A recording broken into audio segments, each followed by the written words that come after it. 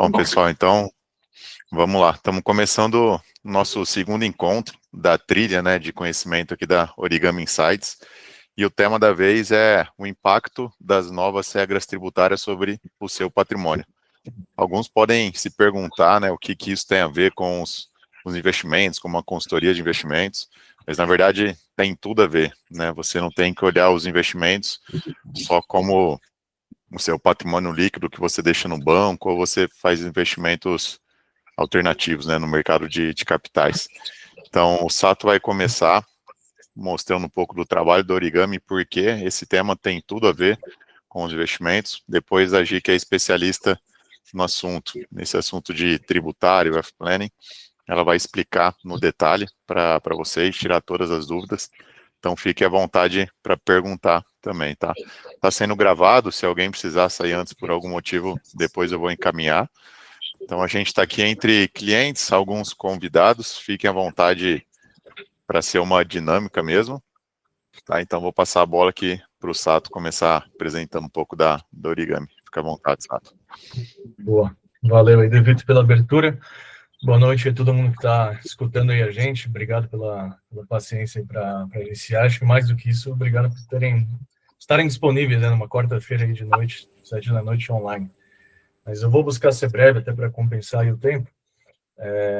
Um pouco, então, dos números, né? O que é a Origami Investimentos? A Origami é uma consultoria de investimentos que ela é regulada pela CVM e a gente teve o início, né, dessa operação em meados aí de fevereiro, tá, desse ano. Então, a gente está carregando aí alguns meses já dentro dessa história. E acho que os números que estão aqui na tela, eles não contam apenas, né, uma história de crescimento, mas acho que eles são um reflexo dessa confiança, né, que a gente conquistou dessas famílias. Então, a gente está falando aí de mais de 130 milhões sobre a nossa consultoria, espalhado, né, nessas mais de 50 famílias, e com um índice, né, de satisfação, que é justamente esse NPS, muito alto até então. Então, acho que essa mistura desses números são reflexos, de fato, dessa competência que a gente vem entregando e que, com certeza, tem atingido aí o principal ativo, né, de qualquer empresa, que é a confiança dos nossos clientes. Então, acho que, indo um pouco aqui mais para o nosso mote, né, o que a Origami busca é sempre muito além dos números, né? No mercado financeiro, geralmente, as pessoas buscam ser muito racionais, né, mas por trás dos números existem patrimônio, né? E é por isso que a gente busca moldar esse patrimônio aos seus objetivos. E por trás de todo patrimônio existem toda a história, né, de construção desse patrimônio, existem sonhos, existem anseios e os objetivos. A gente acredita muito aqui na Origami que a única forma de realmente conduzir e moldar isso são através desses 3 valores. O primeiro valor, até que carrega uma alusão, né, ao nosso nome, né, o nome Origami Investimentos, é transformação. Então, quando a gente fala de transformação, né, falando de um origami, é literalmente pegar algo tão simples quanto um pedaço de papel e transformar ele, né, em uma dobradura, né, em algo extremamente personalizado, né?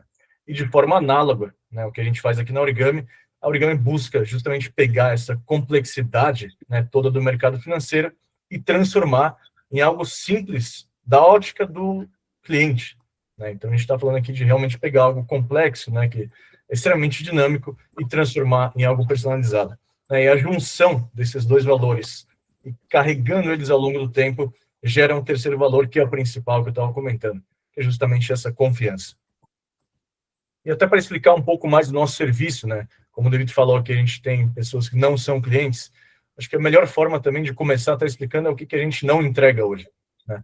Então, aqui na Origami, com certeza não vai ser o lugar que você vai ter uma enxurrada de mensagens, seja semanal ou mensal, sobre o produto do mês, né? Toda pessoa que faz isso, né, que está te entregando um produto da vez, o ativo da década, esse tipo de coisa, no final do dia ele não está pensando no cliente, né? O único beneficiário dessa situação é quem está vendendo, nunca quem está comprando. Então, a gente é totalmente averso a isso, né? Previsão de mercado. Então, aqui a gente também não vai tentar ter uma bola de cristal para acertar se a curva de juros vai abrir ou vai fechar, para onde que o dólar vai subir ou vai descer. A gente, né, nega esse tipo de atuação porque a gente sabe que é algo que está totalmente fora do nosso controle, né? Assim como o item de baixo, que é promessa de rentabilidade, né? Não existe isso de prometer rentabilidade dentro do mercado financeiro.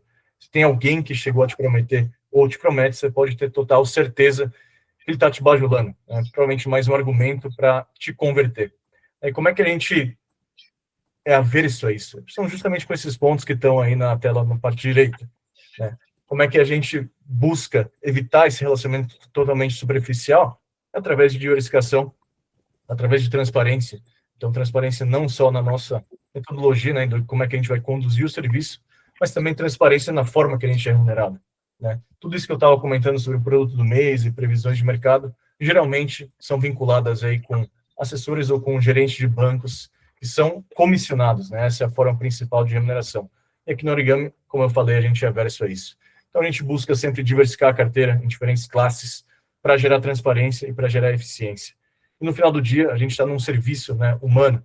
Então, o que a gente está buscando aqui é, obviamente, não ser superficial, mas sim uma proximidade muito clara, né, uma proximidade que gere continuidade e que, por resultado, gere confiança. Então, um resumo aqui, né, do serviço, né, e das soluções que a gente traz. É claro, o que eu comentei até agora foi muito sobre gestão de investimentos, mas quando a gente fala de mercado financeiro, provavelmente a gente está falando de um mercado, um dos mais dinâmicos do mundo, né? Então, até mesmo para quem está no mercado, é muito difícil, às vezes, de acompanhar todas as atualizações, né, que a gente tem. Então, o que a gente prega é que você não precisa resolver tudo isso sozinho, né? Imagino que quase 100% das pessoas que estão aqui nos assistindo não são da área do mercado financeiro, e justamente, né, cada um com o seu hobby, cada um com a sua skill, né, cada um com sua força de competência.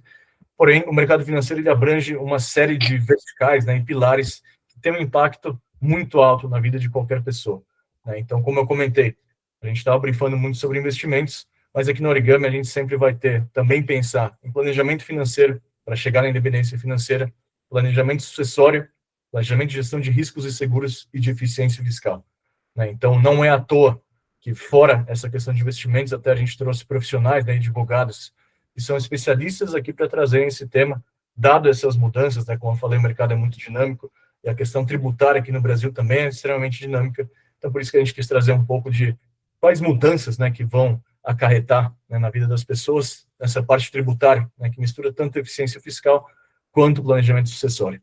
Tá? Então, Gi, que eu vou passar para você, tá? A bola, então, obrigado pela presença, todo mundo. Fechado, obrigada, Sato, obrigada por passar a bola aqui. Pessoal, um prazer enorme estar aqui com vocês, batendo esse papo. Obrigada pela disponibilidade de vocês também de assistirem a gente falar um pouquinho sobre esse desenho, né? Reformas, impactos, as oportunidades que a gente tem olhando para o cenário brasileiro. A gente vai bater um pouco desse papo aqui. Eu vou dividir a minha tela com vocês. É só, se puder me confirmar a hora que vocês estiverem vendo, por favor.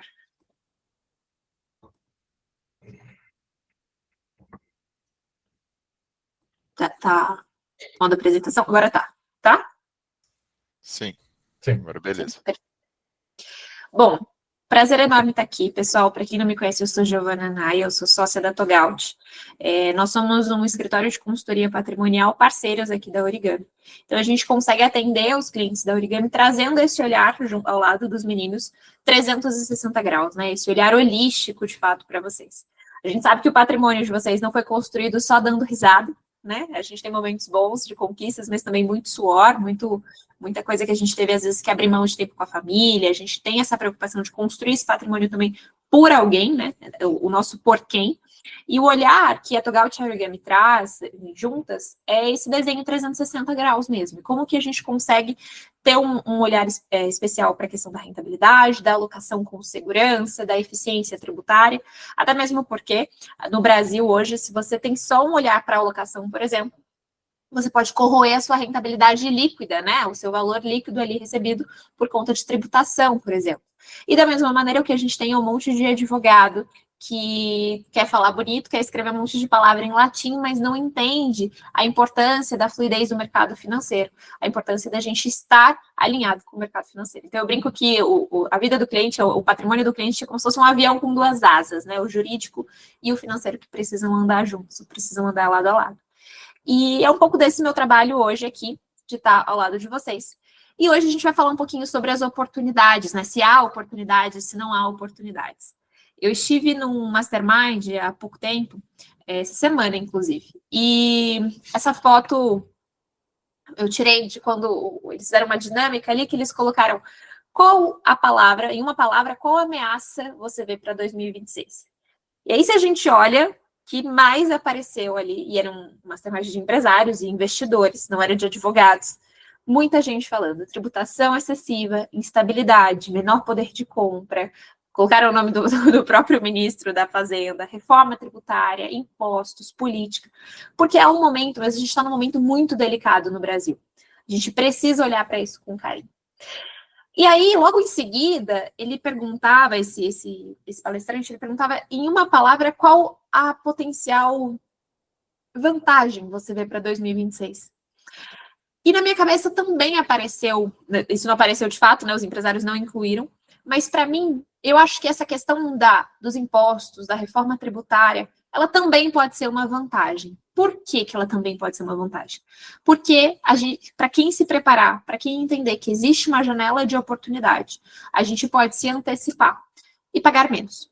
De fato, a maior vantagem é muito mais uma ameaça do que uma vantagem, mas se a gente souber ficar atento, souber entender como isso se aplica ao nosso patrimônio, a gente pode cuidar do nosso patrimônio e cuidar da nossa família. Trouxe aqui algumas notícias para vocês, que são notícias que a gente vê no nosso dia a dia, né? Aqui não tem nenhuma novidade, eu imagino.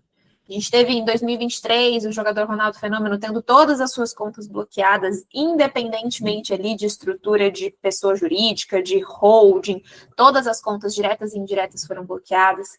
A gente teve esse caso desse empresário que, por uma dívida trabalhista, teve o seu passaporte apreendido, né? A gente teve a bagunça do IOF no meio desse ano, então quem acompanhou ali, né, a gente teve um aumento, aumenta, diminui, aprova decreto, derruba decreto, uma instabilidade de fato, os poderes aqui, sem qualquer aspecto partidário, tá bom, pessoal? A gente tá falando de fato, assim, de fatos. O conflito entre os poderes, então poderes que era para haver uma segregação, não havendo. A gente teve esse desenho que envolveu ali o STF e o Elon Musk de bloqueio de contas sem obedecer o devido processo legal.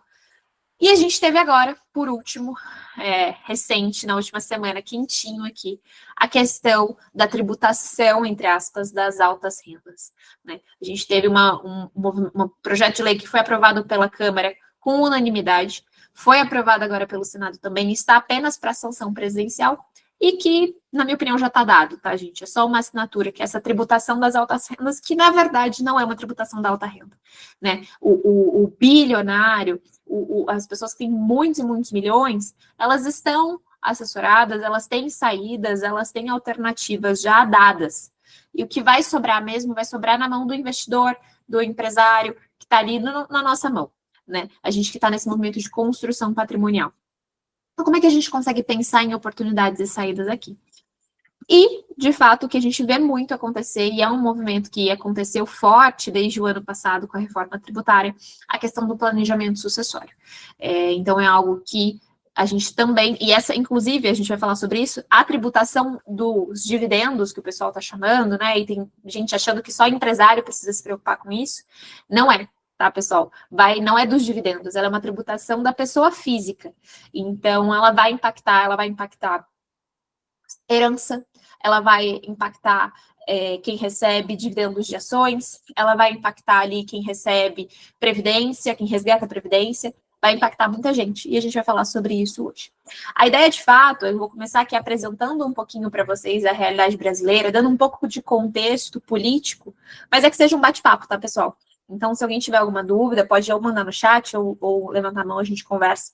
Eu vou dar um pouco de contexto para vocês, para a gente poder entender onde estamos de verdade, de maneira técnica. Não serei chata, pelo menos tentarei não ser chata. Sei que advogado, a gente, às vezes, é um pouquinho ali entre algumas nuances que não fazem tanto sentido, mas como que isso se aplica à nossa realidade, né? E aí, eu queria começar a falar um pouquinho com vocês sobre o cenário da reforma tributária. O que é essa reforma tributária, Giovana? Vai impactar de verdade todo mundo? Eu que não sou empresário, ou eu que sou empresário. O que aconteceu, tá, pessoal? Existe essa pesquisa que eu apresentei aqui para vocês, é uma pesquisa do Banco Mundial, com o número de horas que cada país gasta, cada contribuinte em cada país gasta com tributação, tá? E quando a gente olha, o Brasil é recordista. o Brasil é um país em que o contribuinte gasta 1.500 horas, mais de 1.500 horas, para entender o aspecto tributário da tributação. Vejam, isso aqui eu não estou falando de quanto de imposto eu pago, eu estou falando de quanto tempo eu perco para entender o nosso desenho e a nossa legislação tributária. Muitas das vezes a gente terceiriza isso para o nosso contador, para o nosso advogado, mas ainda que a gente terceirize, a gente está pagando, né? A gente está comprando o tempo deles, mas estamos pagando, estamos gastando, querendo ou não, para entender. E é um número muito alto. Quando a gente olha, por exemplo, para a média da OCDE, é de 164 horas por ano. Se a gente olha para a Suíça, são 63 horas por ano, e nos Estados Unidos, 175, contra 1.500 no Brasil. É muito tempo. Por quê? Porque o nosso sistema tributário ele é muito complexo. Ele é um dos sistemas tributários mais complexos do mundo. E foi sob essa desculpa, sob essa demanda, na verdade, que nasceu a reforma tributária. A reforma tributária, ela era uma promessa de campanha, a gente entendia que precisava mesmo, que era algo que era muito necessário, e veio como uma promessa de campanha do atual governo. De novo, sem qualquer aspecto partidário, estou falando do ponto de vista fático. E a agenda era, primeiro a gente faz a reforma tributária do consumo, e em seguida fazemos a reforma tributária da renda. Essa era a agenda prometida, e de fato é a agenda que está sendo cumprida. Vamos falar primeiro um pouquinho da reforma tributária do consumo, para eu explicar um pouco para vocês. Tem aqui um pouquinho de tecnicidade, mas acho que vai fazer sentido, porque aqui a gente está falando com investidores, com empresários. Enquanto a maioria dos países tem apenas um tributo que incide sobre o consumo, no Brasil tem 5. Quem já foi viajar, quem já foi para os Estados Unidos, quem já foi para a Europa, já passou pela experiência de repente fazer compras, e aí quando você olha a etiqueta, né, do preço, o preço não corresponde ao que a gente de fato paga no caixa, né? Então, de repente, está ali $10, mas quando eu passo no caixa, está um pouquinho mais. A nota emitida, o valor que eu de fato pago, ele é um pouquinho maior. O porquê? É o tal do Sales Tax nos Estados Unidos, ou na América, ou o IVA, né, o VAT na Europa. Esse é um imposto do consumo que ele vem agregado ao valor, ele vem separado, ele vem apartado do valor que a gente tem ali de consumo. É esse o tal do IVA dual que querem instituir no Brasil e que vão instituir aqui no Brasil. Então, a gente aqui no o IVA dual vai ser dividido em IBS e CBS aqui no Brasil, mas basicamente eu tenho 5 impostos que eles vão substituir e transformar em apenas um, que se divide. O ICMS, que é Imposto de Circulação de Mercadoria, ele é um imposto estadual. O ISS, que é Imposto de Prestação de Serviços, é um imposto municipal. O IPI, de importação, o PIS e a COFINS. Esses impostos, eles têm competências distintas, né? Então, por exemplo, o ICMS é um imposto estadual. Ele é um imposto que cada estado cobra de acordo com aquilo que interessa e que faz mais sentido para eles. É aqui, por exemplo, que a gente vê Zona Franca de Manaus. É aqui que a gente vê, por exemplo, um estado lá no Nordeste que cobra mais barato. E é por isso que tem uma montadora, uma indústria que vai para lá. Por isso que a gente não tem... E aí é o trade-off, né? A conta, né? O que as indústrias fazem. Assim, poxa, vale a pena eu pagar mais na logística, porque, de repente, o meu público, a minha venda é em São Paulo, mas vale a pena eu colocar a minha fábrica lá no Rio Grande do Norte, porque eu vou pagar menos impostos, eu vou ter mais incentivo fiscal, e depois eu gasto na logística mandando o produto para São Paulo, por exemplo. É o que a gente conhece como guerra fiscal. Então, o ICMS é um dos exemplos que a gente acontecia isso, né? Então, os estados, eles iam ali adequando essa dinâmica e cobrando menos, cobrando mais, dando incentivos para poder estimular a economia local. O ISS, ele é municipal, então é imposto de serviço, então todo mundo aqui que é prestador de serviço, por exemplo, já paga esse ISS, vê isso na nota. E a ideia que eles tiveram foi, vamos pegar todos esses impostos, esses 5, que hoje estão dentro dos nossos produtos. Então, quando eu compro, por exemplo, uma garrafa de água, eu não tenho ali o valor. Se eu pago R$1,50, é R$1,50. Eu não vejo, na hora de eu passar no caixa, eu não tenho um pouco a mais. Eu, de fato, pago só esses R$1,50. E ali dentro está toda a tributação, dentro daquela conta. A gente vai fazer isso e vai trazer esse valor segregado. A gente vai ter esse valor destacado para a gente poder ter essa operação. A princípio, pessoal, a ideia era ótima. Conceitualmente, poxa, a gente está tirando 5 impostos para 1. Eles tinham uma proposta de neutralidade. Então, qual que era a ideia? A ideia é que os impostos, eles não interferissem nas decisões de investimento e de consumo. Que a questão tributária, ela não impactasse na decisão da indústria se ela vai estar no Rio Grande do Norte ou se ela vai estar em Santa Catarina, por exemplo. A ideia é que a gente tivesse, né, uma tributação na importação para estímulo e proteção do comércio local, não incidência sobre as exportações, também na mesma linha.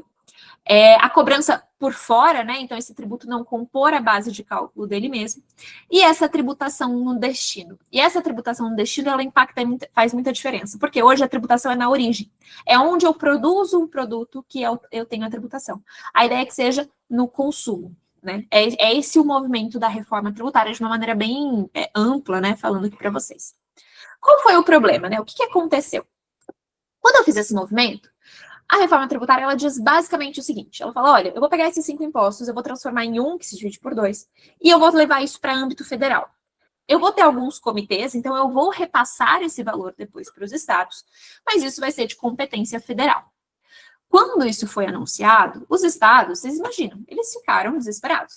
Quem é que lembra no governo Dilma, quando a gente teve ali no Rio de Janeiro, em Minas Gerais, que não se tinha dinheiro para pagar professor, não se tinha dinheiro para pagar policial, estadual? Foi uma situação muito delicada.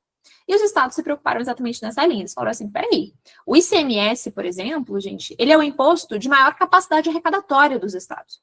O estado de São Paulo, o estado de Santa Catarina, o estado de Minas Gerais, eles vivem custeados basicamente pelo ICMS. Se a gente olhar para os outros impostos, são... além do ICMS, o imposto de herança, o ITCMD, e o IPVA, o imposto do automóvel. Basicamente são esses 3 impostos que eu tenho. Quando eu tiro o ICMS de competência estadual, levo ele para âmbito federal, os estados olharam e falaram assim, peraí, como isso? E aí foi que a gente teve uma reforma tributária toda sendo costurada. E aquilo que era para ser simples, que era para ser neutro, que era para ser de uma maneira mais fácil o entendimento, acabou ficando mais difícil. A gente não sabe como isso vai terminar, né? A gente tem um período de transição até 2032. A gente sabe que vai ficar muito pior antes de ficar bom. A gente espera que fique bom depois. Só que o fato é, quando começou a ter esse movimento dos estados, do ICMS, os estados se levantaram a mão e o governo decidiu da seguinte forma. Ele falou, bom, já que vocês precisam de mais dinheiro e eu estou tirando o ICMS da mão de vocês, eu vou repassar no final, mas estou tirando, eu vou incluir outros impostos na reforma tributária. E um dos impostos que eles incluíram foi o tal do imposto de herança e doação, o tal do ITCMD. Então, aquela reforma tributária, que era para, na primeira fase, ser uma reforma exclusivamente do consumo, virou uma reforma também tributária do patrimônio, porque ele colocou IPVA, IPTU, ITCMD, que é o imposto de doação e herança. Tudo isso dentro do mesmo texto. E foi ficando cada vez mais complicado. Fato é que agora a gente está num cenário em que tem muita coisa para mudar. Muita coisa já mudou e muita coisa está mudando. E por isso a importância da gente falar sobre planejamento tributário na pessoa física, não somente na pessoa jurídica. Falei um monte de sopa de letrinhas aqui, falei de um monte de coisa, mas é só para a gente ter um contexto, uma melhor contextualização de onde estamos indo, de onde saímos e para onde estamos indo. Porque é assim que a gente consegue entender a necessidade desse cuidado. Eu já tive clientes que falaram assim, poxa, Giovana, mas ainda está em aprovação. Será que vai mudar mesmo? E aí, quando eu explico esse cenário, eu falo, olha, vai mudar. Porque os estados precisam de impostos. No final das contas, o governo, seja municipal, estadual, federal, a estrutura, ela é sustentada pela tributação. E a gente não vê um desenho em que os estados, o estado, tanto as entidades, né, municipais, federais, estaduais, elas estejam gastando menos. Elas precisam de mais arrecadação. E se a gente ainda tem um desenho que nos estados, por exemplo, eu tiro parte dos impostos deles, a gente precisa olhar com carinho, porque isso vai mudar a qualquer momento. E é um pouco sobre isso que eu quero falar com vocês hoje. A gente vai falar, basicamente, sobre 2 impostos. A gente vai falar do imposto de herança e doação. E a gente vai falar do tal da tributação dos dividendos, que não é tributação dos dividendos, é tributação da pessoa física, essa tributação da alta renda. São coisas que a gente precisa entender porque vai sim impactar a realidade de vocês já no ano que vem. Então é por isso que a gente vai bater esse papo, tá bem? Quem tiver dúvida, por favor, pode levantar a mão, pode me interromper aqui se for o caso. Sato, vou pedir até para você ficar de olho se vier alguma pergunta aí no chat que de repente eu perca, para a gente poder bater esse papo, tá bom? Vamos lá. Bom, primeiro vamos falar desse ITCMD. Que esse imposto, gente, se a gente olhar as letrinhas aqui, né, é imposto de transmissão causa mortes, ou seja, herança e doação. É o imposto que eu pago quando eu tenho um processo de inventário. É o imposto que eu pago quando eu dou alguma coisa para alguém. No Brasil, a gente tem uma certa um hábito, às vezes, de não enxergar o ITCMD e não aplicar o ITCMD nas pequenas movimentações. Então, eu comprei um carro para o meu filho, por exemplo. Se eu moro no estado de São Paulo e eu comprei um carro que custa mais de 90 mil reais, o certo era eu pagar ITCMD, tá? É porque no dia a dia a gente não vê isso acontecer, porque acaba que a gente compra direto no nome do filho, o fisco não verifica, não autua, então a gente não vê isso acontecer. Mas a verdade é que toda vez que eu dou um patrimônio, eu tenho que pagar esse imposto, ou pelo menos eu tenho que verificar sobre essa tributação, né? No estado de São Paulo, a gente tem uma faixa de isenção em torno de 92 mil reais por ano. Essa faixa atualiza todos os anos, então é em torno de 92, ano que vem já aumenta um pouquinho. Então, a gente pode fazer esse movimento de doar sem pagar qualquer tributação, mas, a princípio, passando disso, seria tributado. E como que funciona hoje, né? Os estados, como eu te falei, eu falei para vocês, eles têm certa autonomia. Então, a gente tem lá na Constituição Federal algumas regras sobre esse imposto, e obedecendo aquelas regras, os estados podem se movimentar e trazer legislação própria. Quando a gente fala do imposto de herança e doação, o estado de São Paulo, por exemplo, é um estado que tributa 4%. Então, se eu tenho um evento de sucessão, se alguém falece e eu passo pelo processo de inventário, eu recolho 4% de imposto. Se eu tenho um evento de doação, então, Giovana, eu estou fazendo uma holding para passar para os filhos, por exemplo. Eu tenho a tributação dos 4% de imposto. Giovana, o meu avô está me doando uma fazenda. Eu teria essa tributação desse imposto de doação e de herança, que em São Paulo é de 4%. Em Minas, por exemplo, ele é de 5%, porque os estados têm essa liberdade para poder fixar esse percentual, obedecendo as regrinhas constitucionais. No Paraná, por exemplo, ele também é de 4%. No Rio de Janeiro, ele chega a 8%. Então, cada estado tem uma certa liberdade. E o que essa certa liberdade era e o que ela se tornou? Essa tributação, né, essa alíquota do imposto de herança e doação, ela pode ser hoje de até 8%. Esse 8% é estabelecido pelo Senado, tá? Então, hoje o Senado Federal, a resolução do Senado Federal, disse que o imposto pode ser de até 8%. E a gente tem cada estado fazendo de um jeito, como eu falei para vocês, São Paulo 4%, Minas 5%, Rio até 8%. Só que o fato é que eles poderiam fazer do jeito que eles quiserem. Então, por exemplo, quisessem. Em São Paulo é fixo de 4%. Em Minas é fixo de 5%.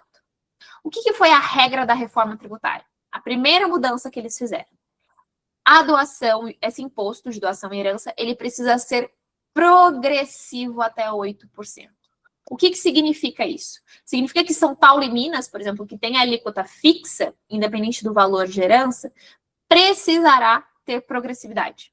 Isso significa que a gente vai pelo menos dobrar em São Paulo, porque se antes era 4% e agora precisa ser progressivo, observando aqui, a alíquota máxima fixada pelo Senado, ou seja, eu preciso ser progressivo e eu preciso ter um valor que atinja 8%, se eu estou nesse valor máximo, a doação hoje é 4%, a doação a partir dessa mudança vira 8%, então ela pelo menos dobra, ela já tem uma movimentação. Então, isso já é uma preocupação para a gente se atentar. Significa que, se eu tenho uma intenção, o que a gente tem falado, né, para os clientes? Giovana, eu tenho essa intenção de movimentar, eu quero passar o patrimônio para os meus filhos, eu já comecei até a ver um procedimento de entender sobre a estrutura de uma holding, por exemplo. A hora é agora, gente. Por quê? Porque vai aumentar. E não vai aumentar só nessa alíquota, né? Ela vai aumentar também no que a gente chama de base de cálculo. O que é a base de cálculo? É o valor que incide. A grosso modo, de uma maneira leiga, quando a gente fala de uma tributação, eu tenho a alíquota, que é o martelo, é o valor que bate, e a base de cálculo, que eu falo que é a cabeça do prego, que é o valor que recebe a martelada. Então, por exemplo, se eu dou um dinheiro para minha filha, eu dou 100 mil reais para minha filha, eu pago 4% sobre 100 mil reais. 4% é alíquota, 100 mil reais é a base de cálculo. Se eu dou uma holding, por exemplo, hoje, ou uma empresa qualquer, né, um CNPJ, se eu faço essa doação hoje, eu pago 4% sobre o valor de patrimônio líquido. E quando eu falo de holding imobiliária, por exemplo, o patrimônio líquido é o mesmo valor que estava lá no meu imposto de renda. Se eu comprei um apartamento por 100 mil reais, ainda que ele valha 1 milhão de reais, quando eu dou ele dentro da holding, eu pago sobre os 100 mil reais. É muita eficiência tributária. Um outro aspecto que a reforma traz é que esse valor não vai mais poder ser esse valor histórico. Ele vai ter que ser valor de mercado atualizado. E isso vai fazer uma grande diferença. Porque imaginem vocês que eu tinha imóveis que a valor histórico era 100 mil reais, só que a valor real, eles já valem a mercado 1 milhão, 2 milhões. Então, são raras às vezes. Vejam os imóveis dos pais de vocês. Poxa, quantos e quantos pais aqui não têm um imóvel que compraram, adquiriram num preço muito baixo, um preço vil muitas das vezes, e hoje ele vale muito, ele se valorizou. A reforma tributária, ela traz essa regra de que eu vou ter que contar o valor de mercado dentro das estruturas. E isso não vai só dobrar o preço, isso pode multiplicar dezenas de vezes o preço. Vai depender do caso de vocês. O que isso me traz? Me traz uma certa urgência de organizar e avançar nesse planejamento sucessório, se for o caso. Eu gosto de deixar muito claro que essa questão do planejamento sucessório, às vezes a gente acha que é para qualquer um, né? Ah, todo mundo tem que ter uma holding, Giovana, todo mundo tem que passar por um planejamento sucessório.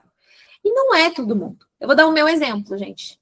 Eu sou casada, eu e o Leandro, meu marido, nós temos uma filha, Helena. Eu estou grávida, mas assim, por enquanto eu tenho a Helena. Se eu fizer a doação do meu patrimônio, eu e o Leandro, a gente monta uma holding e a gente doa essa holding, a Helena tem 1 ano e 3 meses. Não faz sentido nenhum, eu não vou conseguir aproveitar essa oportunidade. Não tem como eu passar para o nome dela. Eu vou ter mais um filho, eu quero ter outros. Não tem como eu fazer esse movimento agora. Mas, talvez eu tenha como fazer um movimento com o patrimônio do meu sogro, com o patrimônio dos meus pais. E é esse olhar que a gente precisa entender. De fato, o que faz sentido para mim e o que não faz sentido para mim. Nesse momento, por exemplo, para mim, o que é o meu planejamento sucessório? O meu planejamento sucessório é um testamento e um seguro de vida. Um seguro de vida porque eu estou no ponto ótimo de contratação. Eu contratar o seguro de vida hoje vai ser provavelmente o seguro mais barato que eu vou conseguir contratar na vida. Se eu contratar daqui 1 mês, ele já vai estar mais caro. E o testamento, porque o testamento ele é uma disposição de última vontade, que a gente chama. Ele é uma carta que eu deixo registrado, eu posso deixar isso no particular, mas eu prefiro sempre que eu recomendo para os clientes que a gente trabalhe com cartório. Então, uma carta que eu deixo registrado no cartório, sigilosa, que ninguém vai ter acesso, só vão abrir e ter acesso a essa carta depois que eu morrer, depois que eu falecer. E ali eu deixo as minhas vontades. Então, por exemplo, se acontece alguma coisa comigo, eu e meu marido, a gente pegou um avião hoje, por exemplo, eu e ele sozinhos, sem a Helena. Se acontece alguma coisa conosco, com nós dois, um acidente de avião, batendo na madeira, comigo e com ele ao mesmo tempo, o que eu gostaria que acontecesse com o meu patrimônio? Quem que eu gostaria que cuidasse desse patrimônio? Que é da Helena. Com quem que eu gostaria de deixar a guarda da Helena? Tudo isso eu consigo prever e dispor num testamento. E é por isso que o testamento ele é muito interessante, quando a gente trata esse desenho de planejamento sucessório. Por isso que a holding não é para todo mundo, o testamento eu acho difícil, normalmente é para todo mundo, mas é entender se faz sentido para mim.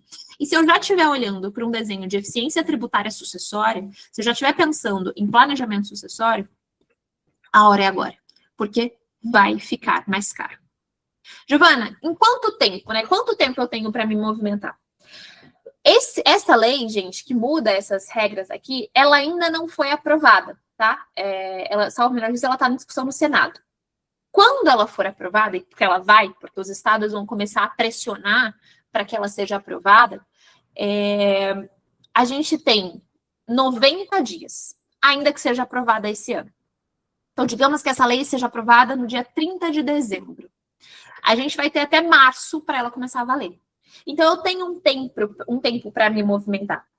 Naturalmente, se eu já tenho uma estrutura pronta, se eu já tenho uma organização pronta, eu já tenho um tempo, isso facilita, isso acelera. Se eu não tenho nada pronto, se eu preciso fazer do zero, isso vai demorar um pouco mais. Então, a gente estava calmo, a gente estava assim, olha, olhando se precisava, se não precisava, até vir essa tributação dos dividendos, que não é dos dividendos, que impacta também essas doações. Então, a gente vai falar sobre isso, porque doação, até então, essas movimentações, elas não tinham tributação de renda, elas só tinham o tal do ITCMD, e elas vão passar a ter imposto de renda.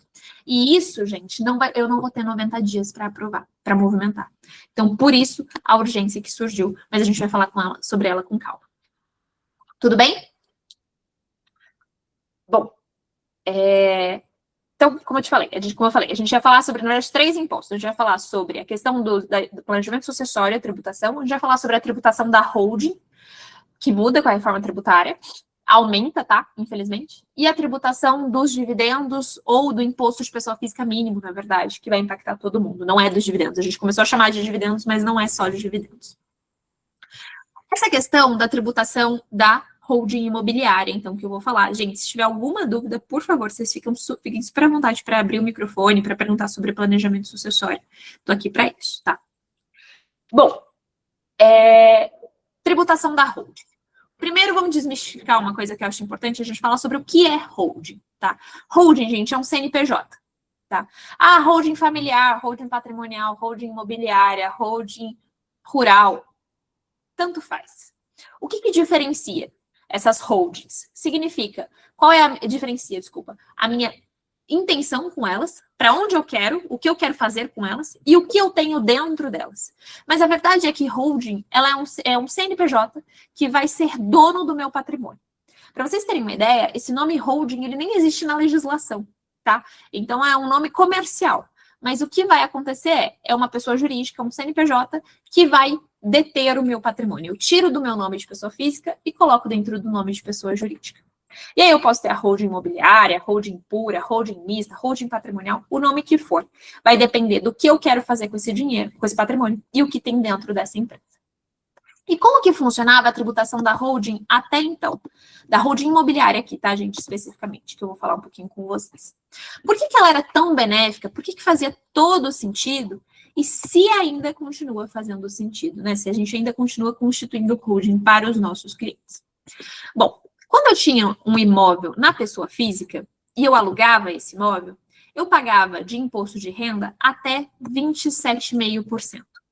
Não pagava PIS e COFINS e pagava apenas o IR. Mas, quando eu levava isso para a pessoa jurídica, essa holding para a pessoa jurídica, eu pagava 7,68% a 10,88% de imposto de renda. E eu tinha o PIS e a COFINS. Isso significava, na prática, que no final das contas, eu pagava cerca de 14,53% de imposto dentro da holding. Como muitas das vezes na pessoa física que eu estava tributando a 20%, 22%, 25% de IR, quando eu pagava 15% na holding, era muito barato. Valia muito a pena quando eu falava de aluguel. Além disso, a gente tinha eficiência no caso de venda. Por quê? Apesar de não ter PIS e COFINS na pessoa física, eu pagava de 15% a 22,5% de imposto sobre a venda, né? Esse valor era sobre o lucro, de fato. Então, se eu tinha comprado o meu imóvel por 100 e vendido por 1 milhão, eu pagava sobre os 900 mil. Quando, na holding, eu pagava um percentual menor, dava em torno de 6,73%, porque eu tinha algumas hipóteses de aumento aqui. Então, dava em torno de 6,73%, só que era sobre o valor todo da venda. Então, se eu tinha um imóvel que custou 100 e eu vendi por 1 milhão, eu pagava sobre o 1 milhão. E aí era uma conta que a gente fazia. Falei, poxa, vale a pena eu pagar 15% sobre 900 ou 6% sobre 1 milhão? 6% sobre 1 milhão. Quando não valia a pena, a gente ia sempre pesando e sempre fazendo cálculo de viabilidade, tá, gente? Na holding, a gente sempre fez cálculo de viabilidade antes de decidir se fazia a holding ou se não fazia a holding. E essa foi a conta que a gente fez por muito tempo. Só que agora a reforma tributária mudou. E o que a reforma tributária mudou? E a gente mudou a conta da holding e entender se ela faz ou não sentido para os nossos clientes. Lembra aqui desse slide, ó? Qual que foi o imposto que foi substituído? O PIS e a COFINS. Esse imposto aqui de 3,5% não existe mais. Não vai existir, né? Por enquanto existe, mas não vai existir mais. Eu não vou ter mais PIS e COFINS na estrutura da holding. Eu vou ter o tal do IVA. E esse IVA, gente, ele tá alto. E ele tá impactando. Giovana, isso significa que a holding não vai mais valer a pena? Não, não é isso que significa. Porque esse IVA, que antes, né, era o PIS e COFINS, não tinha na pessoa física, vai passar a existir na pessoa física também, em alguns casos. Então, a tributação ela vai aumentar de maneira generalizada, infelizmente. Giovana, mas vai aumentar em quanto? E essa é uma pergunta que a gente não sabe responder ainda. Porque o nosso Brasil, o nosso país, ele ainda não deu, a reforma tributária começa agora, 1º de janeiro, entra em vigor, e a gente ainda não tem a alíquota efetiva. A gente tem só para instituições financeiras. A gente não tem a alíquota efetiva desse IVA. A gente não tem uma alíquota de referência desse IVA. Então, a gente tem trabalhado com o que eles passaram para a gente, né? O que o Congresso passou para a gente, o que os economistas passaram para a gente. E o que eles passaram, é isso que eu vou apresentar aqui para vocês. Tá bom? O que acontece? Quando eu tinha a estrutura da holding, como eu falei para vocês, a gente pagava cerca de 14,53% no aluguel desse imóvel, né? Normalmente a holding estava no lucro presumido, a gente pagava esses 14,53. E a gente tinha esses 3,65 aqui, que era do PIS e da COFINS. Ele caiu.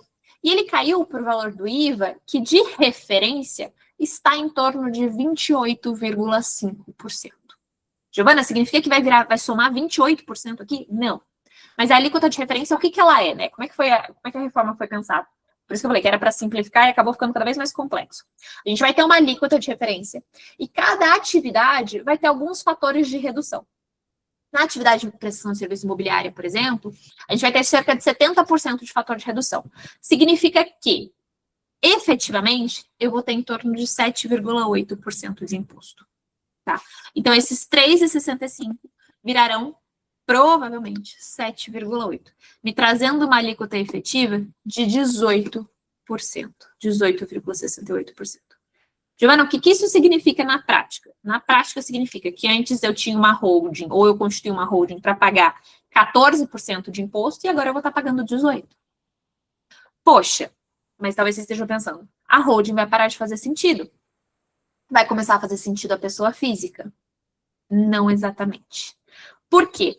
Porque a pessoa física que receber mais de 20 mil reais por mês de aluguel, 240 mil reais por ano, e tiver mais de 3 imóveis locados, também vai pagar esse 7,8%. Então, além do imposto alto de até 27,5% de imposto de renda de pessoa física, eu também vou pagar esse 7,8% de IBS-CBS, o tal do IVA dual. Gente, por que eu estou falando isso com vocês? Muito importante. Se vocês têm rendimento de locação, se vocês conhecem pessoas que têm rendimento de locação, a gente precisa fazer conta para ontem. Porque senão você vai pagar muito mais imposto na pessoa física. De maneira que pode ficar inviável a operação. A gente tem clientes, a gente tem alguns investidores no mercado imobiliário que estão abrindo mão de investir no mercado imobiliário. Porque vai ficar quase praticamente proibitivo. Os impostos sobre aluguel vai ficar muito alto. Você fala assim, poxa, Giovana, e aqui tem uma comparação, né? Que a gente vai ter os 3,60, tinha os 3,65 com os 10,8, era 14, agora os 7,8 com os 10,8, que dá esses 18%. Isso aqui é importante a gente falar, porque isso vai, de repente, reger a maneira que vocês lidam com o patrimônio de vocês, como que vocês escolhem esses investimentos. E se vocês querem continuar investindo no imobiliário, ou se possuem muitos imóveis, está na hora da gente fazer essa conta. E qual que é sendo assim, eu sei que está gravando, mas sendo muito transparente com vocês. Muito do mercado imobiliário, não precisam dizer quem faz isso, tá? Não precisa falar aqui. Mas muito do mercado imobiliário, da rentabilidade do mercado imobiliário, ela é sustentada, por vezes, com base na sonegação, com base na não declaração desses aluguéis. Então, quantas e quantas pessoas a gente não conhece que elas fazem um combinado com o locatário? Ele fala assim, olha, você não declara que você pagou, eu não declaro que eu recebi, e a gente deixa por isso mesmo. Só que uma das outras previsões que a gente tem nessa reforma tributária é o que a gente chama de CIB, que é o cadastro dos imóveis, que o pessoal está chamando de CPF do imóvel. E os cartórios, pessoal, já estão comunicando o fisco, eles já estão fazendo os cadastros dos imóveis. E eles vão começar a cruzar. Eles vão olhar e vão falar assim, olha, Giovana, por exemplo, a Giovana Naia, ela declarou na declaração de imposto de renda dela que ela mora na rua Cristiano Viana. Só que quando eu pego esse número da Cristiano Viana e eu bato lá no cadastro, aparece que a Cristiano Viana é do Sato. Ué, por que, Giovana, você está morando no imóvel do Sato? Você está alugando? Deixa eu olhar aqui se você está declarando que você está alugando. Não, você não está declarando. Sato, deixa eu olhar aqui se você está declarando que você alugou. Não, você não está declarando. Então eu vou autuar. E aí tem algumas regrinhas, algumas legislações, algumas leis que são em vigor desde 1999, por exemplo, e que antes não era aplicável por falta de cruzamento de dados, mas agora será. Vou dar um exemplo para vocês, não sei se vocês sabem, mas o locatário que não declara que paga imóvel, ele está sujeito a multa de 20%, salvo o melhor juízo, do valor devido. Só que antes não se cruzava essa informação, os locatários nem sabiam disso. Não se passava esse tipo de informação, não tinha autuação da Receita, mas agora o cerco está fechando. A gente vai ter esse cadastro, eles vão começar a apontar. Aí você pode olhar para mim e falar assim, Giovana, mas é fácil. É só você e o Sato, por exemplo, combinarem que ele está te emprestando esse imóvel. Pois é. O problema é que tem uma lei, lá de 99, inclusive, que diz que se eu uso, basicamente, tá, gente, de uma maneira leiga, se eu uso um imóvel e eu não pago por ele, é como se eu tivesse uma percepção presumida e indireta de renda, porque eu não estou gastando com aluguel. Olha que loucura! Então, se isso acontece, se eu tenho uma percepção presumida indireta de renda, eu tenho que pagar imposto sobre essa renda. Então, eles estão fazendo de maneira que, qual que é o grande propósito de tudo isso? Que eles estão terceirizando a fiscalização, eles estão terceirizando a responsabilidade. Eles estão, por exemplo, colocando a responsabilidade em cima do locatário, de maneira que o locatário não vai querer não declarar que ele paga. E assim é que eles vão fechar o cerco sobre a fiscalização. Giovana, mas então o que eu posso fazer, de repente, é combinar, né? Você e o Sato podem fazer um contrato de locação, em vez de que você paga 15 mil reais no apartamento, no aluguel, diga que você paga 1.500. É uma possibilidade. Só que é um risco que o locador assume. Porque imagina se eu paro de pagar. Eu fico inadimplente. O Sato, ele vai virar para mim e vai tentar me executar na justiça. E ele vai ter um contrato de 1.500 reais. Olha como está ficando difícil. Então, de fato, eles estão olhando para isso para que essa negação seja cada vez mais impossível de acontecer, na verdade. E que, de fato, a gente tenha esse movimento tributário. Pessoal, eu sei que, por favor, não ataquem a mensageira. É a mensagem que é ruim, mas estou falando tudo isso para vocês para a gente ter consciência do que está acontecendo. Porque tem um monte... Lembra que lá atrás eu falei no começo, né? Tem um monte de gente olhando como ameaça. É verdade, mas a gente precisa identificar o que eu tenho de oportunidade. Por enquanto, eu ainda tenho alguns movimentos de oportunidade para acontecer. Desde que eu me prepare. Desde que eu me antecipe. Ok? Não posso falar tudo bem, né? Que tudo bem não tá. Esse tipo de informação. E aí...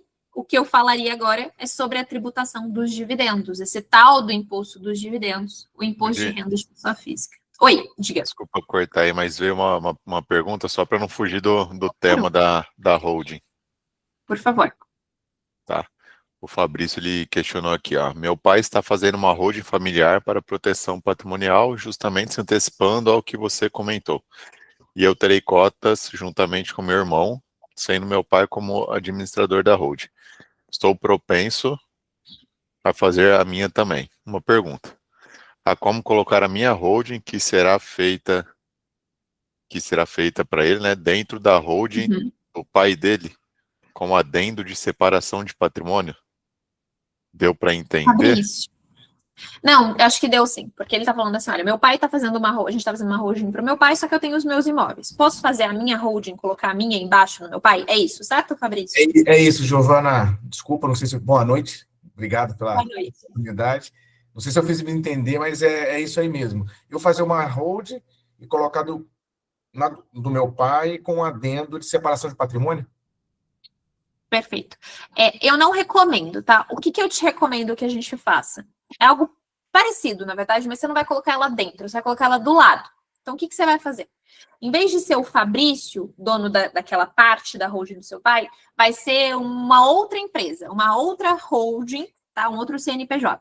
E esse CNPJ vai ser dono das duas holdings.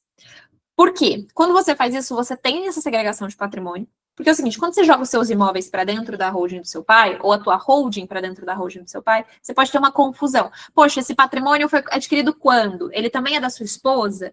De repente, a sua esposa vai começar a querer discutir, eventualmente, né, lá o patrimônio que é do teu irmão. Ou então, imagina, batendo na madeira, se teu irmão vem a falecer, e aí a esposa do teu irmão começa a discutir sobre o acesso ao patrimônio que é da sua esposa. Para a gente não ter esse tipo de discussão, o que a gente sugere? Que a gente deixa as caixinhas organizadas e separadas. Então, em vez de eu ter o Fabrício, dono da holding dele, e o Fabrício, dono da holding que era do pai, eu vou ter uma outra empresa, uma outra holding, que vai ser dona das duas. E por que que isso é tão interessante? Porque isso traz essa organização e ela traz também, o que eu vou falar agora, é da tributação dos dividendos, Fabrício. Por quê? Porque não é tributação dos dividendos. Essa tributação, ela é da pessoa física. O que que significa isso? Isso é um detalhe tão pequeno, mas tão importante. Se a holding do seu pai começa a faturar imóvel, faturar ali no aluguel, ou vende, de repente, um imóvel, e esse dinheiro ele vai para você, distribui dividendos, você paga imposto. Só que, de repente, você vai falar assim, Giovana, mas eu ia comprar um imóvel para mim. Esse imóvel que a gente vendeu dentro da holding do meu pai era um imóvel, por exemplo, de 2 milhões de reais, que eu ia ficar 1 milhão para o meu irmão e 1 milhão para mim. Só que eu quero pegar esse 1 milhão e comprar outro imóvel. Se você tem esse desenho, deixa eu até dividir a tela, que eu acho que eu tenho um desenho aqui bem bom que vai explicar isso, vai mostrar isso.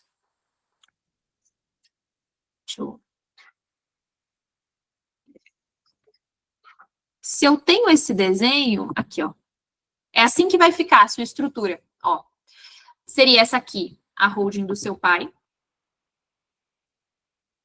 Essa aqui seria a holding, a sua holding, deixa eu falar, a holding do Fabrício. Se eu coloco uma empresa em cima disso aqui, esse dinheiro, Fabrício, não tem tributação. Não existe tributação dos dividendos enquanto esse dinheiro não sai dessa estrutura. Okay. Então, por exemplo, você tira esse dinheiro da holding do seu pai e investe dentro da sua holding. Você consegue fazer esse fluxo sem tributação. Então, além da gente trazer eficiência de organização, planejamento sucessório, eu ainda trago uma eficiência tributária dessa tributação dos dividendos. Porque esse imposto não é dos dividendos. Esse imposto é o imposto da pessoa física. Então, se eu não levo para a pessoa física, eu não pago esse imposto. Ok. Tem sentido? Tem sentido, ok. Respondendo. Ô, Giovana, uma outra pergunta, por favor. Sim, claro. A gente tem uma data limite para fazer a holding, você tem uma ideia? Meu pai se antecipou e eu estava pensando em fazer a minha já para o ano que vem. Você tem uma data limite até quando a gente pode... Eu sei que é o mais rápido. Pai, ele fez essa holding, ele está doando a holding para vocês? Como não, então, ele está em fase de construção, tá? Uhum. Montando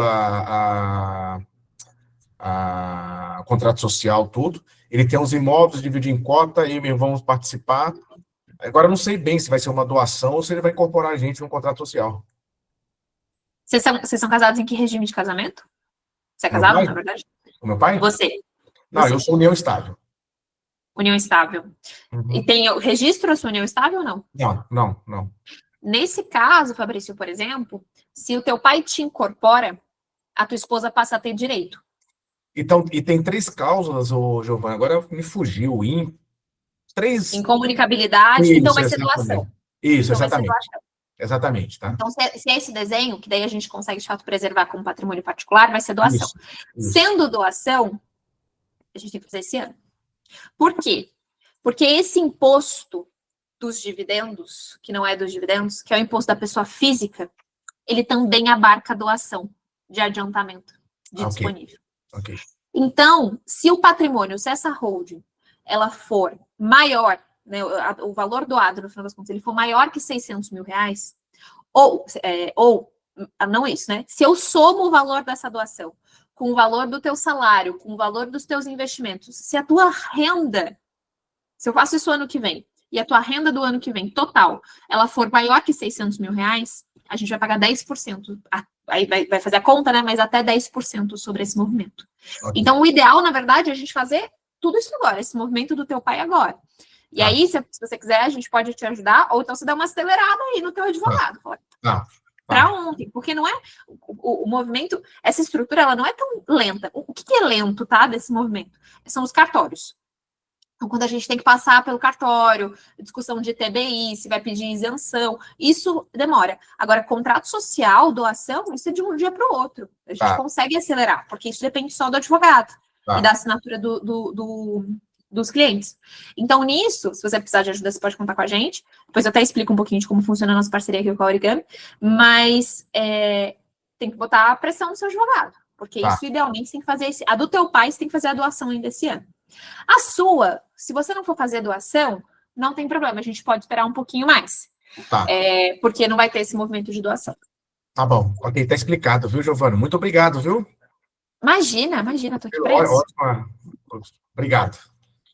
Imagina.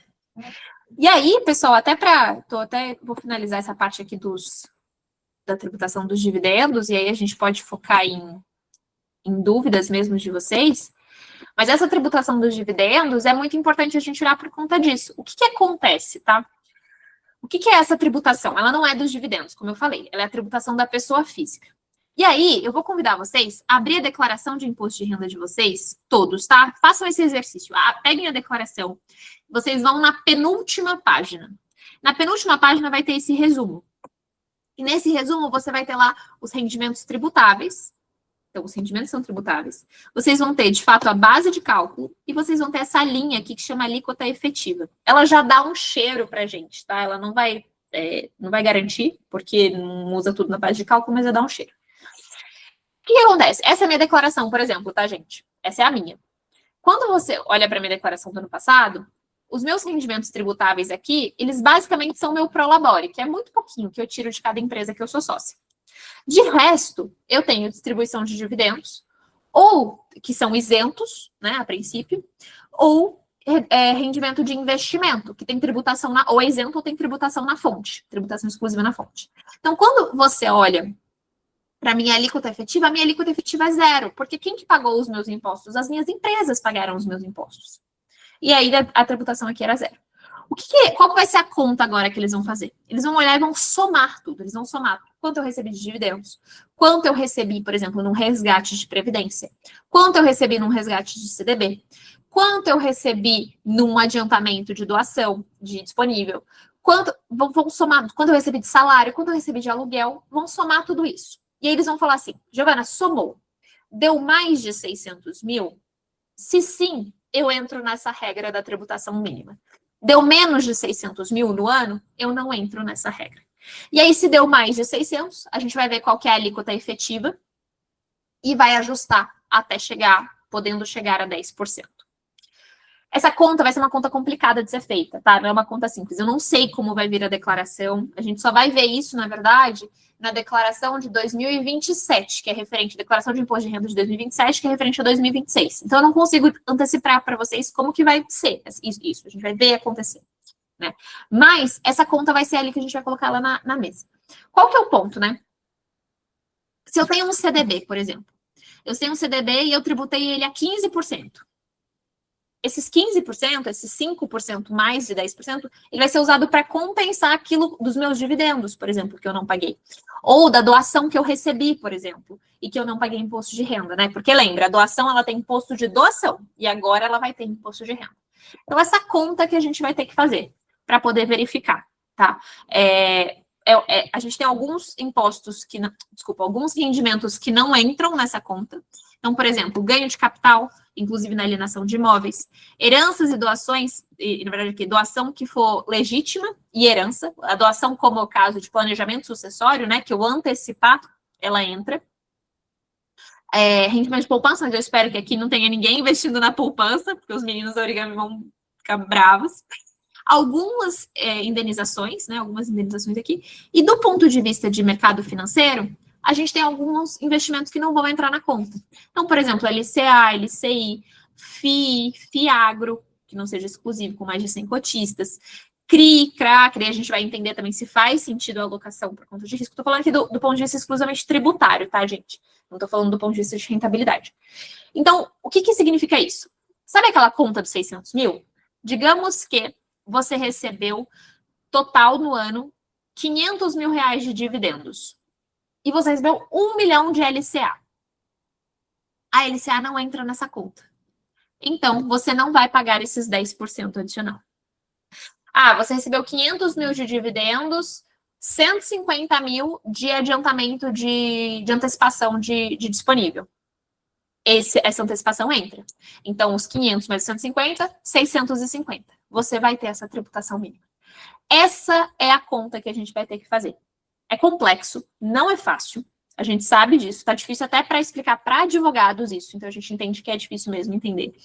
Só que é algo que a gente vai precisar olhar, tá? Então, é algo que a gente vai precisar tomar de cuidado. Giovana, eu recebi aqui 100 mil reais de aluguel e 500 mil reais de dividendos e resgatei uma previdência.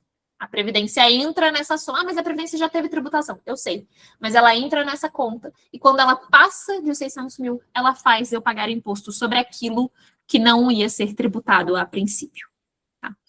Cuidados que a gente precisa ter aqui, né? Estratégias que a gente já está olhando para planejamento para evitar essa tributação dos 10%.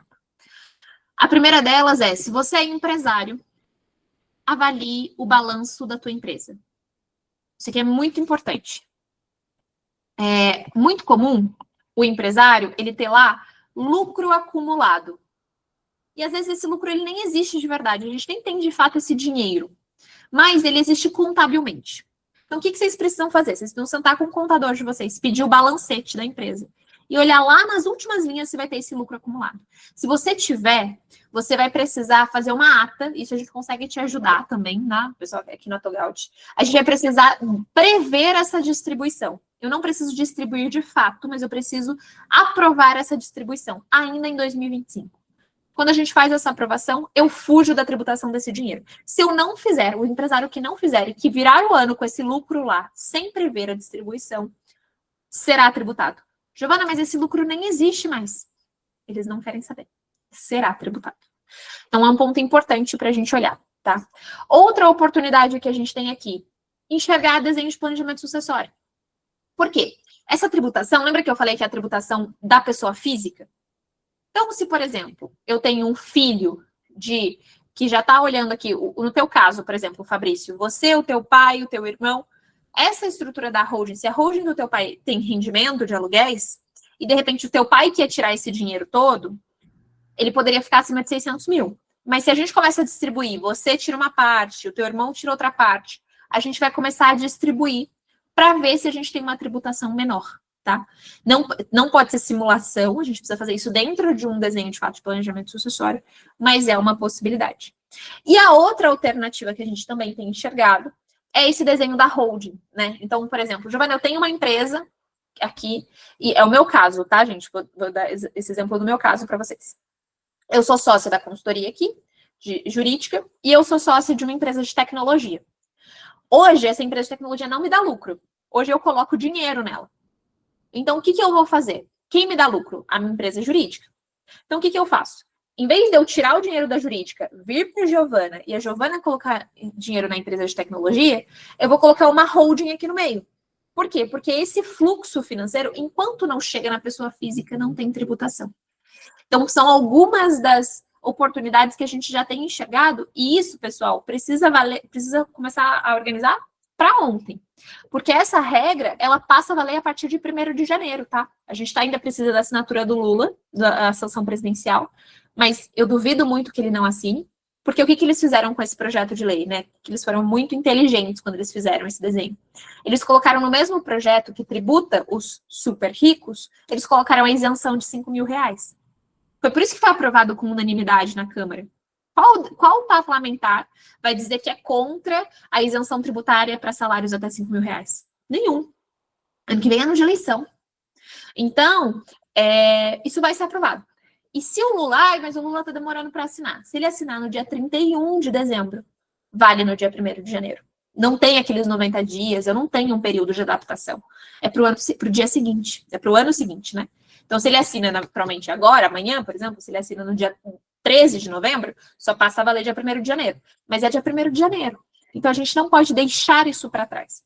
E tem um monte de coisa que a gente pode fazer que não vai custar nada, ou que vai custar muito pouco, e eu consigo evitar essa tributação. Um dos pontos super importantes para a gente olhar, para quem é empresário, para quem tem empresa, é essa aprovação, essa deliberação da distribuição dos lucros acumulados, tá? Não precisa pagar esse ano. Você precisa aprovar dizendo que vai pagar até 2028. Ou então, integralizando o capital, a gente vai entender ali qual vai ser o caso de cada cliente. Tudo bem? E aí, até para a gente encerrar, assim, do meu lado aqui, notícias não muito boas, mas eu vou dar uma boa notícia no final, gente, eu prometo. Aqui, vamos lá. Esse dado, essa notícia, gente, saiu em maio de 2025, tá? Quando a gente ainda não tinha um monte de movimento. A gente não tinha tido... Aqui a gente já tinha tido o IOF. Ah, tem que falar uma questão importante de IOF. O governo Lula, ele criou, subiu impostos 24 vezes desde o início do mandato, uma a cada 37 dias. Não dá mais para o investidor ou para o empresário ignorar a questão tributária. Não dá para achar que é papo de contador, que é papo de advogado. Porque senão a gente vai ter inviabilidade no nosso negócio, a gente vai ter dificuldade operacional. Tá? Então a gente precisa tomar esse cuidado. Um ponto importante para a gente aproveitar ainda esse ano é o seguinte, questão de previdência, tá? De VGBL. Agora, a partir do ano que vem, eu tenho o IOF no aporte de VGBL acima de R$600 mil no ano. Então, quem tiver dentro do planejamento sucessório, dentro do planejamento financeiro, um olhar de colocar mais dinheiro em VGBL, esse ano a gente consegue utilizar diferentes instituições financeiras para colocar uma quantidade maior. A partir do ano que vem, acima de R$60 mil por ano, a gente vai ter IOF. Então, é algo também para a gente olhar ainda esse ano, tá? Importante. E aí eu encerro esse nosso papo, né? Pelo menos a minha apresentação, queria ouvir de vocês, quem tiver dúvida, quem tiver pergunta. Com essa frase de um jornalista, Miguel Fernandes, que infelizmente ela é verdade, né? A gente me arrancam tudo à força e ainda tem a cara de pau depois de me chamar de contribuinte, como se fosse algo que eu de fato quis contribuir. Só que o lado bom, gente, é que a gente está conversando sobre isso, que vocês são incrivelmente bem assessorados pelo pessoal da Origami. E um dos desenhos da nossa parceria é que o nosso atendimento, né, esse primeiro atendimento, essa primeira consulta para os clientes da Origami, para vocês, não tem custo. A gente normalmente cobra, tá? Então, se alguém aparece direto no escritório, nas minhas redes sociais, pedindo esse atendimento, a gente tem um custo de atendimento. Só que a nossa parceria aqui com a Origami, a gente entende que os clientes da Origami já têm essa necessidade, esse olhar, e essa não é uma coisa curiosa, é de fato uma percepção do valor e da necessidade de se cuidar com esse desenho. Então, vocês podem tanto falar direto com os meninos, ou se vocês tiverem alguma questão, podem já mandar nesse QR Code. Nesse QR Code, vocês vão ver que ele vai estar escrito, estava na live com o pessoal com a Origami, gostaria de marcar um bate-papo, porque a gente sabe que, no caso, o meu time já sabe que para vocês, a gente vai trazer os meninos para perto, a gente marca junto com eles. E não vai ter esse tipo de cobrança. Então, é algo importante para vocês terem aqui. É uma boa notícia que eu tenho para dar. Que, apesar de ser esse manicômio tributário, vocês estão em boas mãos. E ficamos muito felizes e muito honrados de estar ao lado do pessoal dos meninos aqui da Origami para poder segurar a mão de vocês também. E dar as mãos para a gente poder pensar nas melhores alternativas de eficiência tributária, porque ainda dá tempo da gente economizar boa parte de imposto.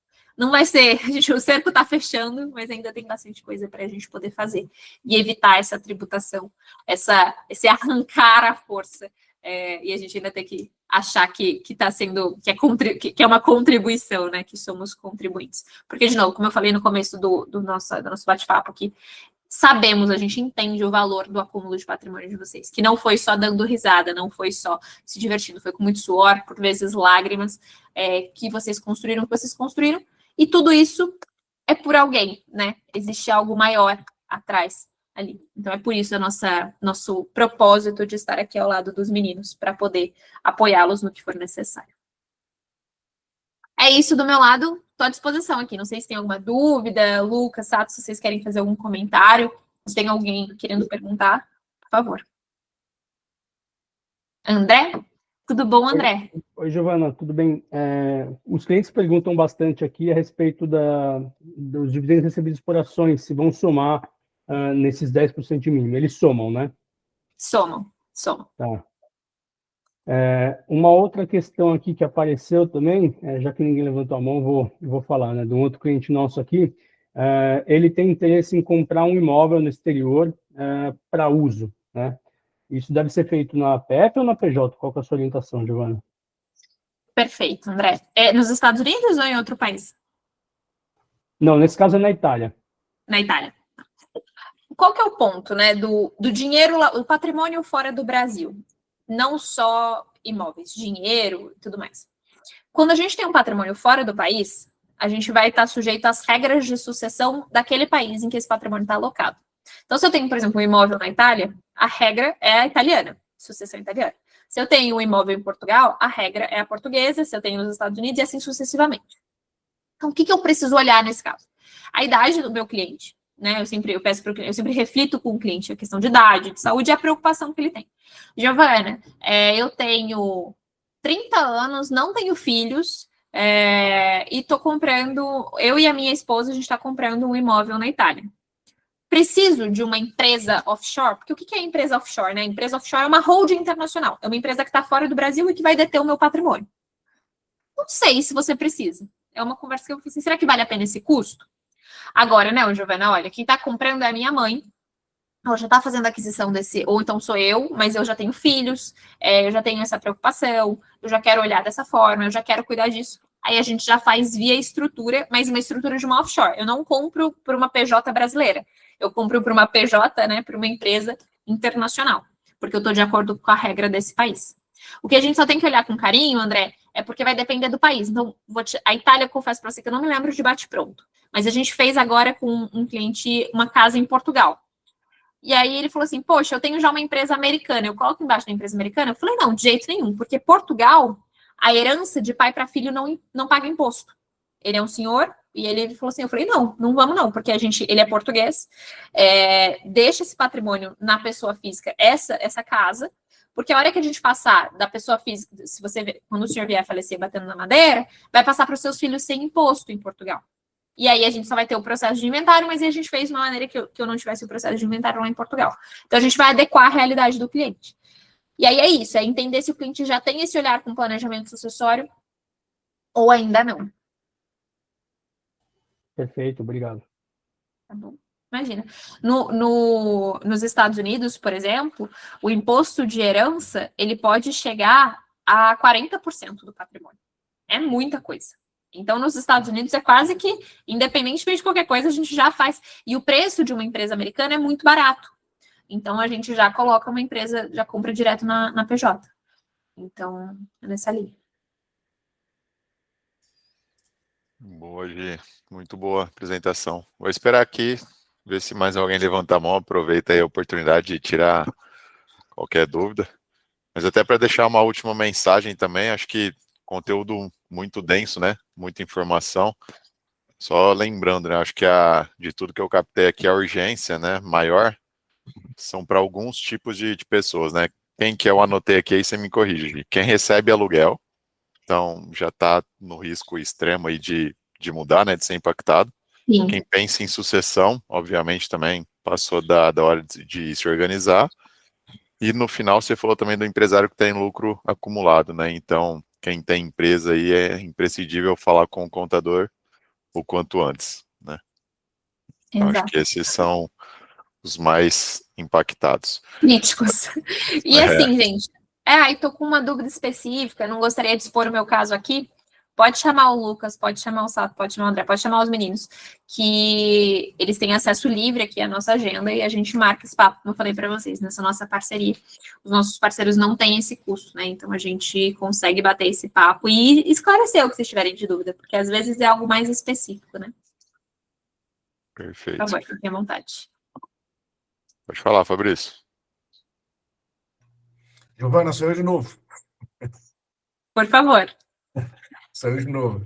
Ô, Giovana, tem uma confusão muito grande, não sei se é municipal ou estadual, no caso do meu pai lá, teve um desacordo entre o valor venal e o valor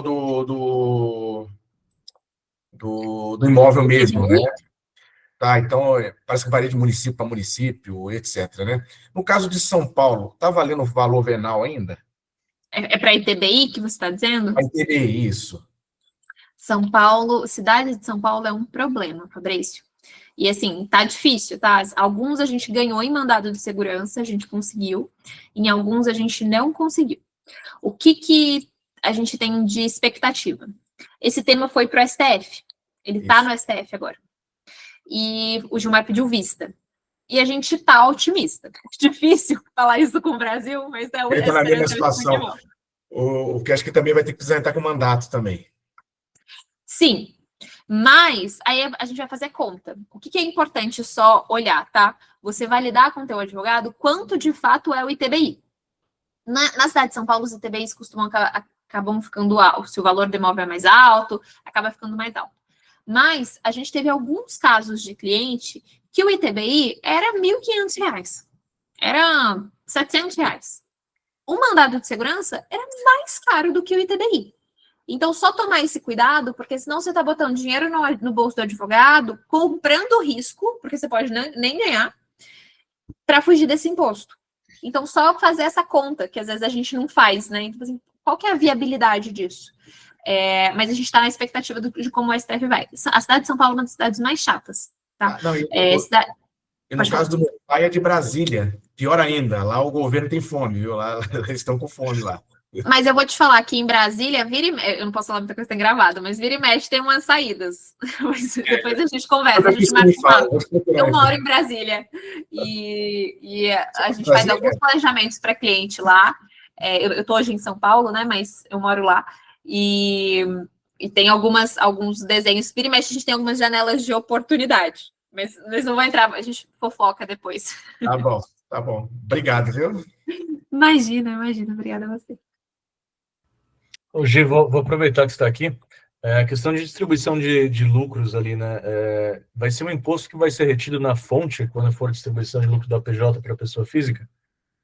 E é mensal também? Muito boa pergunta. Vamos lá. Como que vai funcionar esse desenho da retenção? Se a minha PJ distribuir mais de 50 mil no mês, vai ter retenção na fonte. Então, se ela distribui, isso é um ponto muito importante para a gente tomar cuidado dentro de planejamento. Digamos que eu distribua 60 mil reais no mês. Ah, Giovana, posso distribuir 2 vezes de 30? Não importa, tá? Vai ser a soma do mês. Se eu distribuir 60 mil reais, eu vou ter retenção de 10% na cabeça. Então, se eu distribuir 60 mil, 6 mil vão ficar. Agora, se eu distribuo 49 mil de uma PJ, 49 mil de outra PJ, por exemplo, eu não tenho retenção. Então, o que vai ser um desenho que a gente vai fazer para o empresário que precisa tirar mais de 50 por mês? A gente vai botar 2 PJs em cima da empresa. Porque daí sai sem retenção. Na declaração do ano seguinte, na declaração de ajuste anual, vai somar, vai fazer a conta toda e pode ser que ele tenha de fato que tributar. Mas pelo menos não tem essa retenção. Então, é algo que é uma excelente bola que você levantou, porque a gente está olhando dessa maneira. Então, poxa, Giovana, o meu cliente ou eu preciso, não tem como, eu preciso retirar 100 mil reais por mês, pelo menos. Eu preciso, então tudo bem, você precisa retirar 100 mil reais por mês, a gente vai botar 2 empresas em cima da tua empresa, e aí você distribui uma por uma, 49.999 por uma, 49.999 por outra, para não ter retenção na fonte. Eu não vou fugir da tributação, eu vou tributar no ano seguinte. Mas eu, pelo menos, fujo da retenção. Você posterga, né? Que são fluxo de caixa. Claro, e no cenário de que uma pessoa tem uma distribuição de lucros que oscila, então, um cenário que, por exemplo, eu distribuí 80 mil em alguns meses, mas no acumulado do ano não deu 600. Esse imposto que eu paguei na fonte, eu posso restituir depois? Sim, eu vou ter restituição. Só que o que é importante a gente olhar? Poxa, ainda que eu tenha restituição, se eu distribuí 80 mil, eu deixei 8 mil na mão do governo, para só receber talvez 1 ano depois, 1 ano e meio depois, que restituição é aquele calendário, né? Às vezes eles pagam restituição em dezembro do ano seguinte. Então, só tomar cuidado com isso, porque a conta vai ser mensal. Então, tomar esse cuidado para tentar fugir dessa retenção o máximo possível, porque é uma questão de fluxo de caixa. Aí vocês sabem melhor do que eu, né? Melhor o dinheiro na minha mão por mais 1 ano do que na mão do governo. Mas aí eu tenho restituição, sim. Só um detalhe aqui, Giovana, eu vi que o Marco levantou a mão, mas essa distribuição ela é por CPF, né? Da PJ por CPF. Aqui, você não deu esse detalhe, acho que o pessoal talvez não tenha percebido isso. Sim, tanto que foi por isso que eu comentei que, de repente, em desenhos de planejamento sucessório, talvez a gente traga filho, talvez a gente traga, de repente, desenho de partnership, por exemplo. Então, poxa, na minha empresa passou a fazer sentido eu ter um desenho de partnership, a estrutura de holding, perfeito, André, eu vou considerar o CNPJ e por CPF, né, as 2 coisas que eu preciso considerar. Tá bem? Marco, por favor.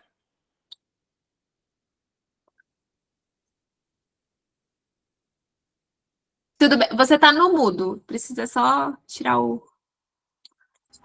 Boa noite. Tudo bem? Boa noite. Todos vocês. Não, uma parte o Paulo já falou ele perguntou sobre a distribuição não linear, né? Isso eu ia perguntar. Eu não sei se cabe a segunda parte da pergunta, que é com relação a uma empresa de lucro presumido de serviços, né? Que eu tenho. E aí a reforma tributária, ao que parece, ela vai mais do que, em alguns casos, como é o meu caso, talvez vai mais do que dobrar. Hoje eu pago em torno de 17% e lá na frente estão falando em algo entre 37%, 38%.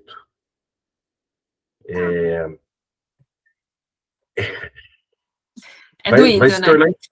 Não, no meu caso, praticamente eu vou fazer conta, mas é praticamente inviável, né? A pergunta é se teria alguma saída, né?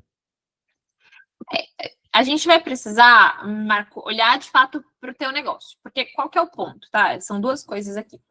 Primeira coisa importante é a empresa que eu tiver, por exemplo, 34% de imposto, mas imposto de renda e contribuição social do lucro líquido, né? Não, porque aí está somando com o IVA, né? Então o IVA não entra nessa conta.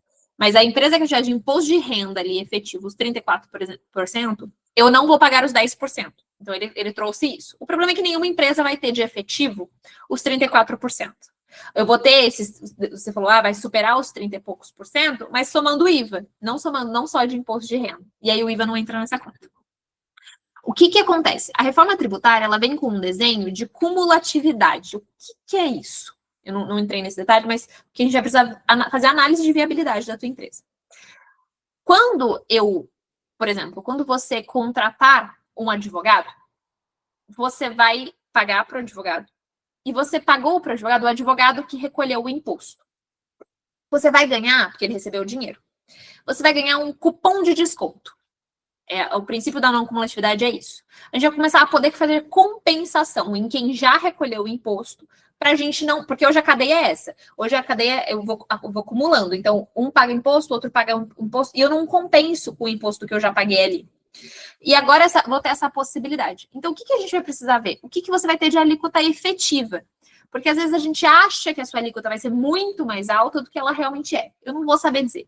A gente vai precisar olhar de fato para o teu negócio. Vou te dar um exemplo de uma empresa que a gente está estudando para um cliente e que vai ser um grande problema. Ele é uma empresa de eventos de casamento. Qual que é o problema dele? Ninguém emite nota fiscal. Ele falou assim, Giovana, nenhum fotógrafo, nenhum buffet, nenhum cozinheiro, nenhum garçom, ninguém vai emitir nota fiscal para mim. Eu falei, pois é. Se essas pessoas não emitirem nota fiscal para você, você não vai conseguir compensar. E aí você vai pagar uma paulada de tributação. O que a gente vai acontecer? Acabou. Lembra que eu falei logo, em algum momento eu falei assim, eles estão tentando fazer o quê? Estão terceirizando a responsabilidade. Como eles não conseguiram, eles estão colocando... Então, esse desenho da reforma tributária virou todo mundo fiscal. Porque a hora que você contratar um contador e o contador falar assim, Marco, sem nota é um pouco mais barato. Você vai ter que fazer conta. Você fala assim, cara, mas se for sem nota é mais barato aqui, mas eu não vou conseguir compensar. E aí, se eu não conseguir compensar, eu vou pagar mais imposto. Esse vai ser o grande ponto. Então, a gente vai ter que ver... É mais ou menos isso que você falou eu contrato muito MEI e muito simples. E me parece que para esse tipo de regime não tem essa compensação. A gente vai ter um recolhimento por fora. Qual que é a tua área? A prestação de serviço do quê? De engenharia. Eu faço licenciamento ambiental. Tá. Eu contrato, por exemplo, outros... Não, eu sei, é muito específico. Porque eu não vou conseguir te ajudar aqui, porque de fato eu vou precisar trazer o meu tributarista para junto. Não é hora, tem mais gente que quer falar, que quer tirar dúvida. Não, e não é nem só isso, é porque eu de fato não fiz nenhum estudo com a tua área. Então, de fato algumas que eu gosto de falar. Quando eu sei, quando eu não sei, eu preciso falar, eu vou precisar voltar a estudar. E a gente trazer o time para olhar de fato. Porque. E vai precisar, gente. E vai precisar, não tem como fugir.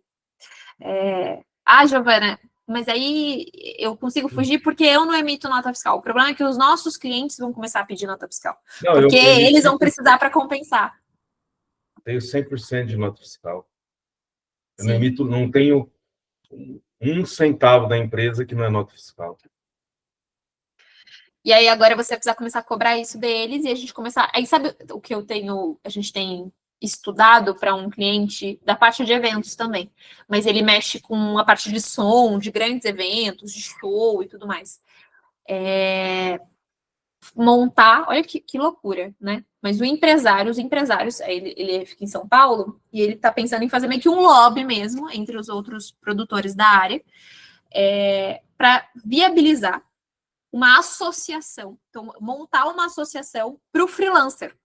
Olha que loucura, gente. O empresário vai começar a arcar com isso. Por que ele... E aí ele veio procurar a gente está fazendo isso. Não sou eu, mas tem um time nosso que está fazendo isso. Fazer essa análise. Porque daí, se a gente faz esse desenho da associação, eu consigo trazer mais formalidade para a atuação. Porque o freelancer, ele não emite nota também, né? Eles não... E aí é complicado. A gente vai precisar olhar. De fato, eu não sei te responder de bate-pronto. Precisaríamos estudar. Infelizmente, não consigo te responder de bate-pronto. Obrigado, viu? Imagina. Desculpa não poder ajudar melhor, mas... Sem problema, sem problema. Mas a saída é com lonhas ou é com bica? Eu falei isso nesse mastermind que eu comentei. Eu falei assim, alguém falou assim, qual que é a saída? Eu falei, Guarulhos, gente. A saída vai ser essa. Brincadeira, a gente vai ter como, mas a gente vai precisar, infelizmente, se organizar. Não vai dar para ficar contando com a sorte. Como a gente falou, né? Eu falei isso algumas vezes. Eles estão terceirizando. Eles estão trazendo... Então, agora o locatário vai ser responsável, o prestador de serviço vai ser responsável, o cartório vai ser responsável. Para vocês terem ideia, isso não foi aprovado ainda, mas está no projeto para ser aprovado. Eu acho que será. O recolhimento do imposto de herança, ele vai passar a ser de responsabilidade solidária da instituição financeira. O que significa isso? Significa que a instituição financeira não vai liberar o dinheiro nunca. Sem uma sentença do juiz, nem a pau. Porque senão eles são responsabilidade solidária. Se eles liberam o dinheiro e o juiz entende que o imposto não era aquele, que o fisco entende que o imposto não era aquele, o responsável passa a ser a instituição financeira. Eles estão terceirizando para poder gerar esses cumprimentos de obrigação. Então, a gente vai precisar cada vez mais pensar de uma maneira mais estratégica, que é exatamente o trabalho que os meninos da Origami fazem muito bem, que é olhar não só, como o Sato falou no começo, não só para a rentabilidade, porque olhar para a rentabilidade, gente, é fácil. Sim, existe uma complexidade, mas é fácil. É olhar para a segurança, é olhar para a eficiência tributária, é olhar para o risco de ruína. Então, assim, poxa, eu vou alocar o dinheiro aqui, mas se eu alocar esse dinheiro e der alguma coisa errada, eu quebro o meu cliente? Quebro. Então, não tem rentabilidade que pague, né? E acho que isso, assim, os meninos podem falar melhor do que eu, mas a gente é testemunha de que é um trabalho muito incrível que eles fazem mesmo. Pessoal, vou partir para o encerramento aqui, liberar a Gi, que ela já pagou o atraso inicial aí com multa, juros e tudo mais, né? Ficou muito mais do que o combinado, até agradecer aqui publicamente. Mas, então, já ficou claro, né? Ela está 100% à disposição, já deu o caminho das pedras, deixou um QR Code ali. A gente também tem acesso liberado lá com eles, então fique à vontade para nos procurar, tá? Sem hesitar. E a gente já consegue fazer esse filtro, né? Se faz sentido para vocês conversarem com ela ou não, então não hesitem em falar conosco sobre esses temas. Beleza? Então, de novo, Gi, muito obrigado. A gente continua se falando. E, pessoal, obrigado por estar conosco aqui até agora, até quase altas horas. E a gente se vê no próximo Origami Insights.